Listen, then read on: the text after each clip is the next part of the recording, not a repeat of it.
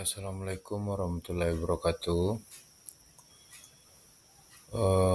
Kali ini saya akan membahas tentang tantangan Pancasila di Indonesia saat ini. Sebelum saya mulai, salam kenal semuanya.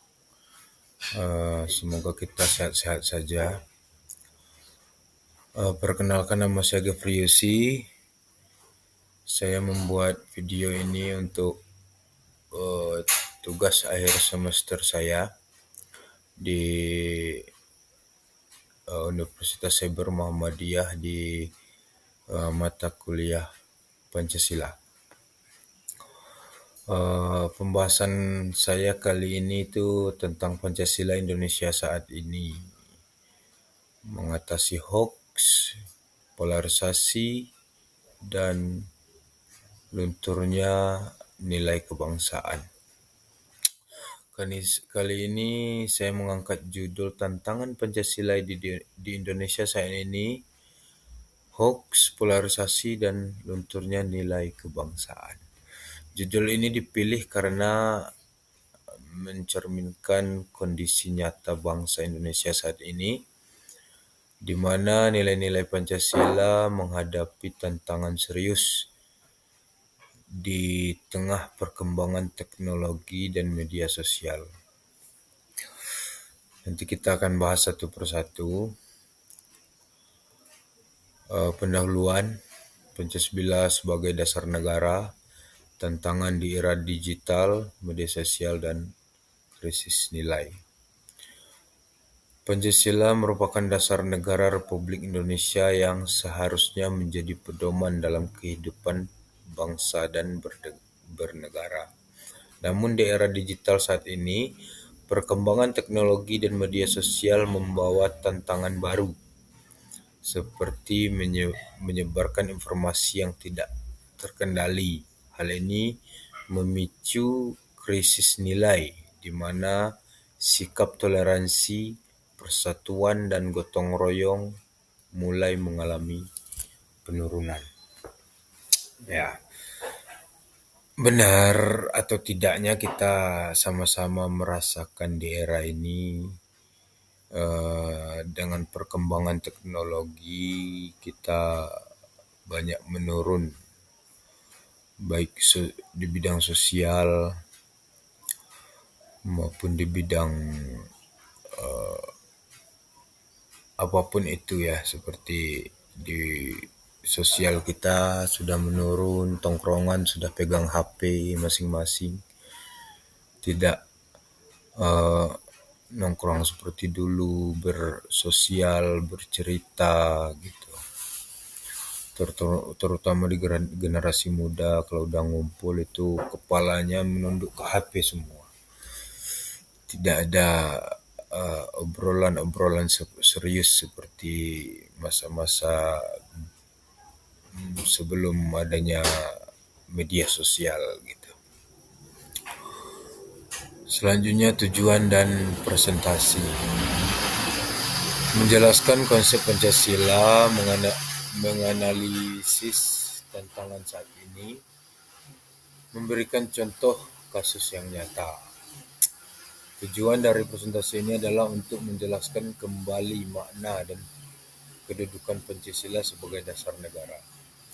Selain itu, saya akan menganalisis tantangan Pancasila di Indonesia saat ini, serta memberikan contoh kasus yang terjadi di masyarakat agar pembahasan lebih kontekstual. Banyak sekali contoh di masyarakat tentang menurunnya ideologi Pancasila, menurunnya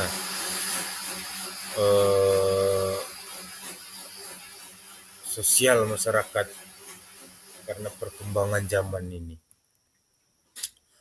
Pengertian Pancasila dasar negara Republik Indonesia, ideologi nasional, pandangan hidup bangsa. Pancasila adalah dasar negara Republik Indonesia yang tercantum dalam pembukaan Undang-Undang Dasar 1945. Pancasila juga berfungsi sebagai ideologi nasional yang mempersatukan bangsa Indonesia yang majemuk. Selain itu, Pancasila menjadi pandangan hidup bangsa dalam bersikap dan bertindak di kehidupan sehari-hari. Ya, semua kita sudah tahu tentang ini. Pancasila sebagai dasar negara yang tercantum dalam pembukaan Undang-Undang Dasar 1945.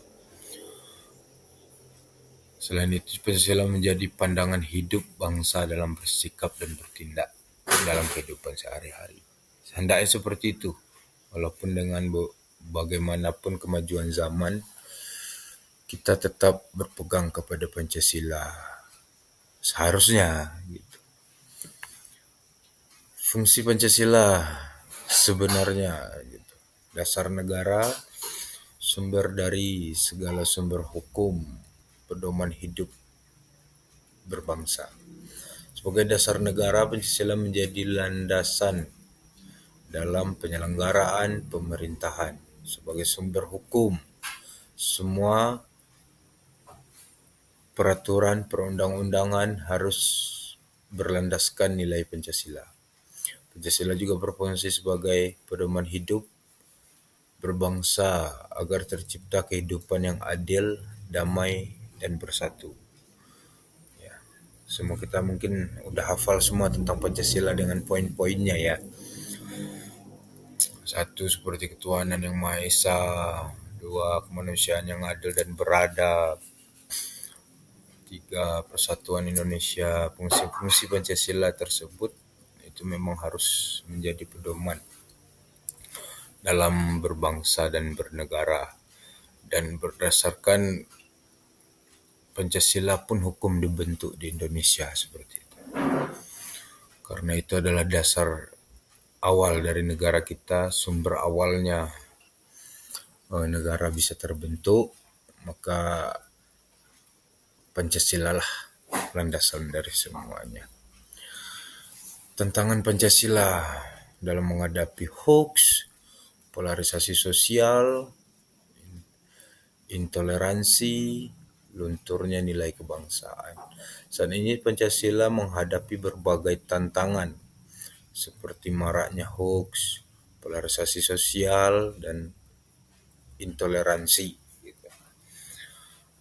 Intoleransi, ya udah banyak kita jumpai, kita lihat di media-media sosial sekarang udah terlalu mudah kita mengakses dari informasi A ke informasi B, kadang ke informasi saking cepatnya, informasi tidak menentukan jarak lagi ya kan.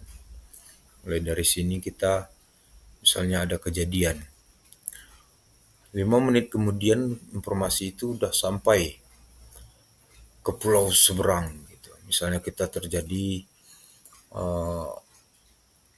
hoax di Sumatera, 5 menit kemudian berita hoax itu sudah sampai ke Pulau Jawa. Ya, mungkin beberapa menit kemudian sudah menyebar ke seluruh Indonesia. Begitu cepatnya. Memang sangat menyeramkan sebenarnya. Tapi ya itulah kemajuan zaman. Tantangan Pancasila di sini di mana? Yang menghilangkan hoax itu. Bagaimana membentuk polarisasi sosial dan intoleransi. Bisa dengan satu hoax bisa membentuk misalnya satu perkumpulan melihat hoax dan menjadi sebuah pembahasan, tidak menyimpulkan masing-masing. Kalau satu orang menyimpulkan, beda orang beda kesimpulan seperti itu. Hoax di media sosial, informasi palsu, memicu konflik sosial, mengancam persatuan bangsa. Hoax adalah informasi palsu yang disebarkan tanpa kebenaran yang jelas. Ya, tanpa kebenaran yang jelas, hoax itu sangat cepat menyebar. Seperti yang saya jelaskan tadi. Maka kita harus memfilter apapun yang ada itu, apalagi sekarang teknologi AI itu sudah terlalu mendominasi ya. Di era digital ini terlalu mendominasi. Kalau kita tidak memfilter baik-baik, itu akan menjadi sebuah keributan yang disebabkan oleh berita yang tidak benar. Hoax dapat memicu konflik sosial karena menimbulkan kesalahpahaman dan kebencian, seperti yang saya katakan tadi. Jika terus diabaikan, hoax dapat mengancam persatuan bangsa yang bertentangan dengan sila ketiga Pancasila, Persatuan Indonesia. Ya, gara-gara hoax kita dipecah belah. Apalagi di zaman-zaman politik itu terlalu banyak hoax yang menyebar, jadi rakyat yang terpecah belah. Rakyat yang memilih dipecah belah. Begitu. Polarisasi sosial, perbedaan pendapat ekstrem, ujaran kebencian, hilangnya musyawarah.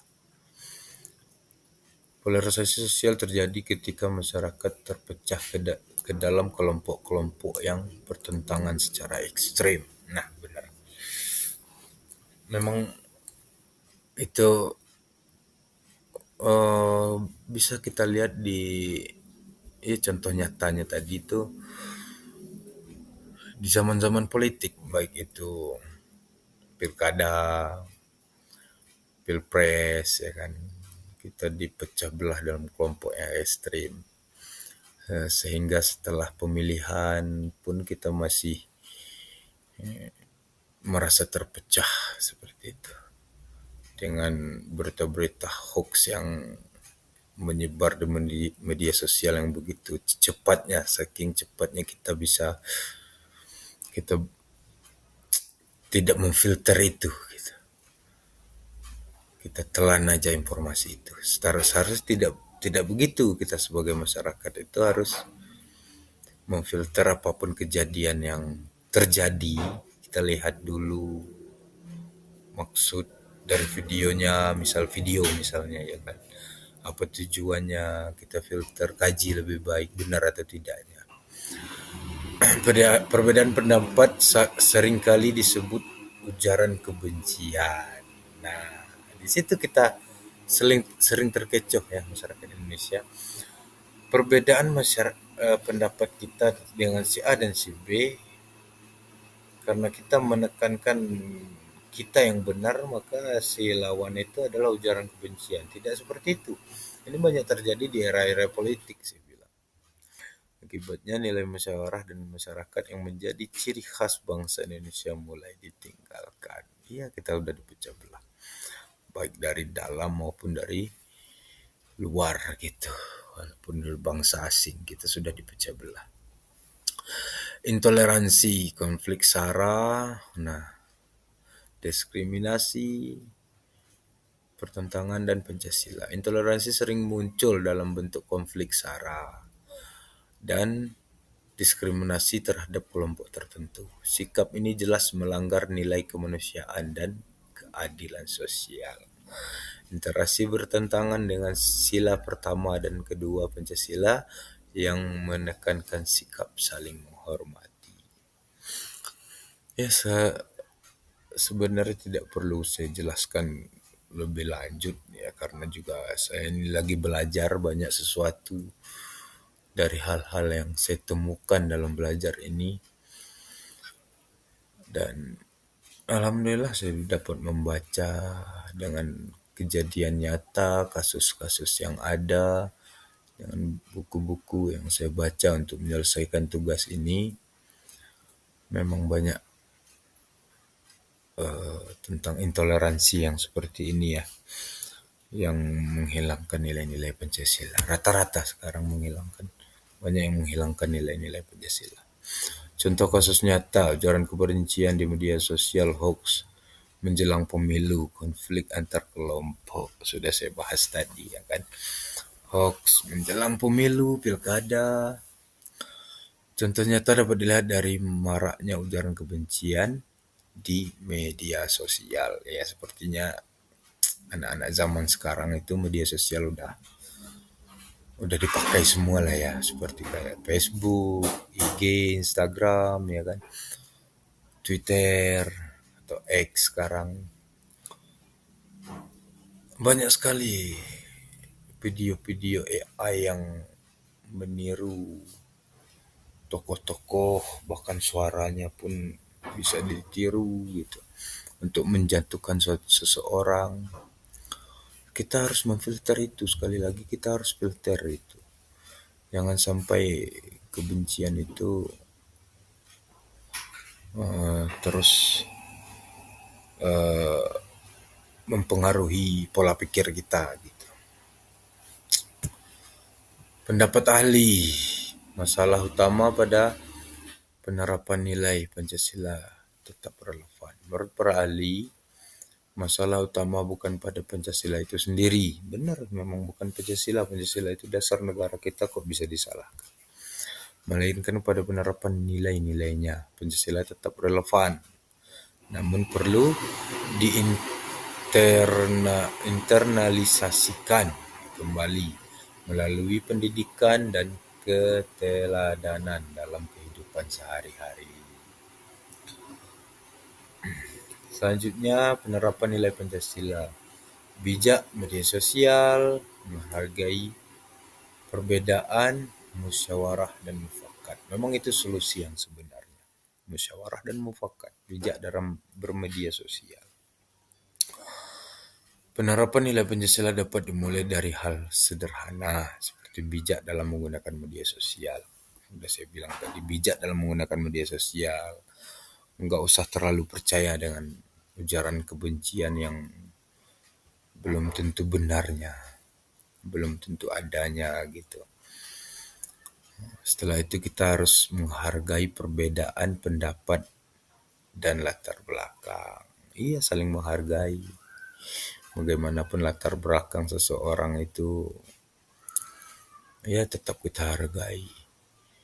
Perbedaan berpendapat itu biasa, apalagi dalam berpolitik. Si A milih si ini, milih si A, yang ini milih si B, itu tidak, maksud saya itu tidak tidak perlu dipermasalahkan begitu. Karena itu politik, kita memiliki kepentingan masing-masing, kita memiliki pandangan masing-masing gitu. Yang penting kita masih satu bangsa dan satu negara. Musyawarah mufakat juga perlu dikedepankan dalam menyelesaikan permasalahan. Nah, memang hasil musyawarah itu adalah hasil yang terbaik untuk menyelesaikan permasalahan. Setelah bermusyawarah, apapun keputusan, hasil musyawarah adalah keputusan final yang terbaik dimanapun itu, ya kan?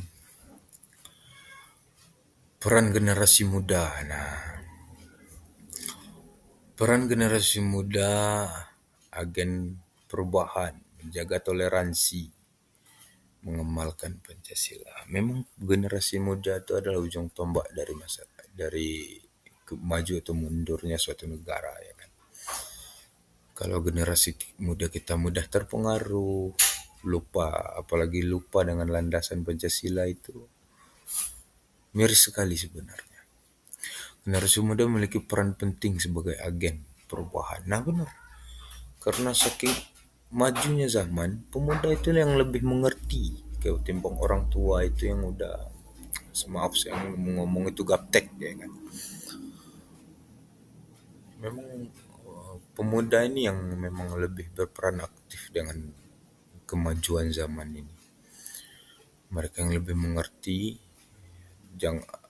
Intinya jangan lupakan Pancasila dan ingat itu dasar negara kita, seperti itu. Generasi muda harus menjaga persatuan bangsa dan menjadi contoh dalam mengamalkan nilai Pancasila. Dengan peran aktif generasi muda, nilai Pancasila dapat terus hidup. Nah, memang kunci dari pemuda. Bagaimanapun negara kita, kalau pemudanya hancur, tentu masa depan negara pun hancur. dengan Pancasila yang sudah dibentuk sedemikian rupa dengan penuh kajian. Kita harus menghormati dan menjalankan poin-poin Pancasila yang sangat berharga. Kesimpulan, Pancasila masih relevan. Tantangan nyata di era digital, perlu pengalaman nyata. Pancasila masih sangat relevan sebagai dasar negara dan ideologi bangsa. Memang Pancasila itu tidak bisa disalahkan. Yang salah itu adalah oknum yang salah menjalankan Pancasila seperti itu. Memang relevan. Kalau tidak relevan Pancasila, Indonesia tidak akan seperti ini sampai sekarang ini. Namun tantangan nyata seperti hoax, polarisasi dan intoleransi harus dihadapi bersama. Ya intinya hoax, intoleransi, hoax itu harus dikaji dulu kebenarannya sebelum kita bertindak menyalahkan seseorang. Oleh karena itu, pengalaman nilai Pancasila perlu diperkuat dalam kehidupan sehari-hari. Iya, sudah dibentuk Pancasila sedemikian rupa, masa kita hancurkan ideologi berbangsa kita, bernegara kita, ya kan? Kita sangat mungkin para pemuda sekarang dengan majunya zaman tidak mengalami hal-hal seperti masa lalu, ya kan? Nongkrong, ngobrol, cerita-cerita, membahas politik. Sekarang kalau saya lihat miris sekali anak-anak muda kita duduk di warung nongkrong, tapi di HP masing-masing. Tidak ada obrolan yang serius di sana. Itu salah satu intoleransi, salah satu bentuk sosial yang sudah menurun seperti itu. Penutup, mungkin sampai di sana ya kan pembahasan kita. Mungkin saya ada salah dalam menjelaskan ini tentang Pancasila. Mohon maaf karena saya juga masih belajar. Banyak yang perlu saya pahami dan ini demi menjalankan tugas UAS atau ujian akhir semester di mata kuliah Pancasila di Universitas Cyber Muhammadiyah agar dapat dimaklumi. Inilah yang bisa saya sampaikan. Demikian presentasi yang dapat saya sampaikan. Semoga pembahasan ini dapat menambah pemahaman kita tentang pentingnya Pancasila. Terima kasih atas perhatian Bapak Ibu, dosen dan teman-teman semua. Saya ucapkan, dan sebelumnya semoga ini bisa menjadi bahan pertimbangan dalam nilai UAS saya. Dan banyak maaf. Terima kasih. Assalamualaikum warahmatullahi wabarakatuh.